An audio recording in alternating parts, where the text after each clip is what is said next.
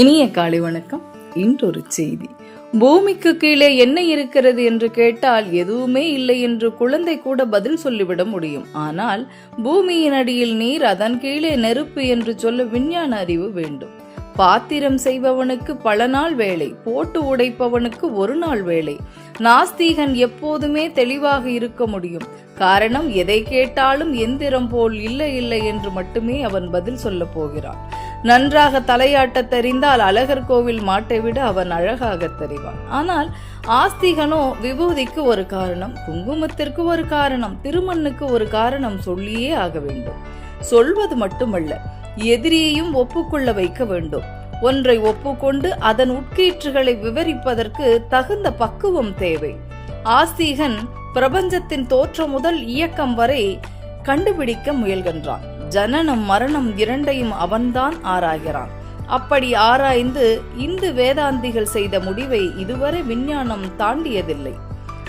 வேதங்களின் முடிவையே விஞ்ஞானம் தன் முடிவாக ஏற்றுக்கொண்டிருக்கிறது. ஆனால் விஞ்ஞானமும் அறியாமல் மெய்ஞானமும் அறியாமல் அஞ்ஞானத்தை கொண்டு உழலும் நாஸ்திகனுக்கு எல்லாம் இயற்கையாக நடக்கின்றன என்று சொல்ல தெரிகிறதே தவிர அந்த இயற்கை என்பது என்னவென்று சொல்ல தெரியவில்லை. பக்குவ நிலைக்கும் பக்குவமற்ற நிலைக்கும் வேறுபாடு இதுதான். கோவிலுக்கு போய் ஏன் தேங்காய் உடைக்க வேண்டும்? அப்படி கோவிலில் என்ன இருக்கிறது என்று நாஸ்திகன் கேட்கிறான். அந்த தேங்காயை உடைக்கும் வரையில் அந்த தேங்காய்க்குள் என்ன இருக்கிறது என்பது அவனுக்கு தெரியுமா? அதில் வழுக்கையும் இருக்கலாம், முற்றிய காயும் இருக்கலாம். ஆகவே உடைத்த பின்பே காயை கண்டுகொள்ள முடியும். மனிதன் அதுபோல்தான் உணர்ந்த பின்பு தெய்வத்தை காண முடியும் என்பது உறுதி.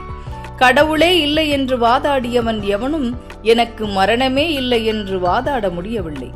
மரணம் என்று உணரப்படும் போதே சிலருக்கு பக்குவம் வந்து விடுகிறது.